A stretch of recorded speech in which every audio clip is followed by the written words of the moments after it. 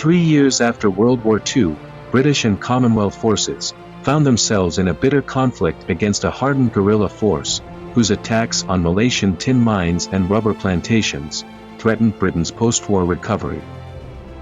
The British government declared an emergency to protect the owners of Malaya's lucrative mines and plantations, who were insured for theft, but not against wartime losses. And by the time the conflict had ended on July 31, 1960, government forces had killed 6,710 guerrillas and captured 1,287, with the loss of 1,800 Commonwealth forces. Additionally, 2,478 civilians were killed, with 810 reported missing, and 530,000 interned. The conflict had been devastating, with Commonwealth governments spending $800 million to prosecute, and with hundreds of thousands of liters of defoliant sprayed across the countryside, and over 500,000 tons of bombs dropped. It is a wonder a fragile peace was ever established. On the evening of December 11, 1948, 14 Scots Guards from 7th Platoon, G Company, 2nd Battalion, skulked onto the Sungay Remak plantation, and forcibly subdued the frightened rubber tappers. They were convinced that the plantation workers were communist sympathizers, if not guerrillas, and so, with weapons drawn, they marched the long-suffering workers down to the small village of Batang Kali, to begin the violent interrogation of men, women and children.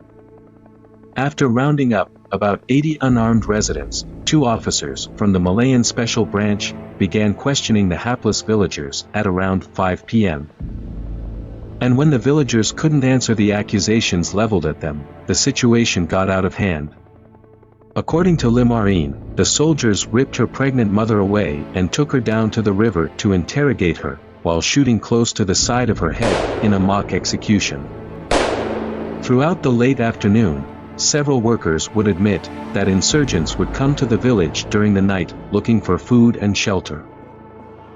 During the violent interrogation of Lo Kit Lin, a permit allowing him to collect durians was discovered on his person, which was immediately misinterpreted as a receipt from the insurgents. This prompted Lance Sergeant Douglas to summarily execute Lo Kit Lin with a gunshot to his back, which failed, and as he lay dying on the ground, Douglas turned away and vomited. It was then that Lance Sergeant Hughes, a veteran from the Greece campaign and second in command, had to step in and finish the atrocity with a single gunshot to the head of Lo Kit Lin. Not long after this incident, Lance Sergeant Hughes ordered Guardsman William Coots to assist him in dragging Choi Loy into one of the huts, where he was subjected to multiple mock executions that left him severely traumatized.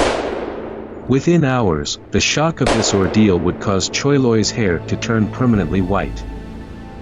At 7 p.m., the soldiers decided to separate the women and children from the men, and keep them in separate huts while they waited for any insurgents who might appear during the night. Around 9 p.m., a truck arrived and was quickly searched, and the driver, Lim Tian Sui, was detained alongside the other 22 men from the village. In the early morning of December 12, a small truck arrived at the village to transport the rubber tappers to a nearby plantation, and Lance Sergeant Douglas then ordered the women, children, and Choi Loy to be taken to the nearest village of Wulu Yambaru. After the truck had disappeared from sight, the remaining village men, who were unarmed and posed no threat to the soldiers, were marched down to the river and ordered to run by the Scots Guards, before being killed in cold blood. Shortly after the massacre, and before the Scots Guards returned to their base of operations, they attempted to burn down the village. Sadly, the women and children of Batang Kali witnessed this attempt as they were driven to their new life of destitution. The inevitable whitewash to protect the British and Scots Guards' reputations has unraveled, with Malayan Special Branch officers, Detective Sergeant C.P. Gopal, Detective Corporal Chia Kamwo, and interpreter Jafar Binte, asserting that Choi Loy had given information in exchange for food and that the settlement was full of communist guerrillas, who had previously killed British soldiers. Following an article published in the People newspaper, on November 30, 1969, criticizing George Brown MP, for a statement in which he suggested that British troops may have committed atrocities during the Malaysian insurgency.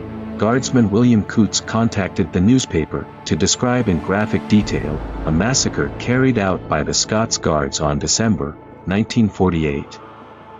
Guardsman Cootes swore a statement before a commissioner for oaths, outlining the allegations, on January 8, 1970. Subsequently, Guardsmen Brownrigg, Tuppen, and Remedios would do the same. In this statement, Cootes, Remedios, and Tuppen have named Captain Ramsey as the officer who, before the patrol set out from the base camp, briefed them to wipe out the village, but Brownrigg could not recall any such briefing, but did admit to his part in mass murder.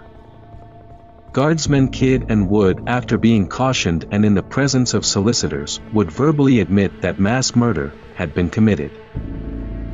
Lance Corporals Roy Gorton, George Porter, and Guardsman Harry Fuller continue to deny any wrongdoing. Lance Sergeants Charles Douglas and Thomas Hughes continue to deny any wrongdoing.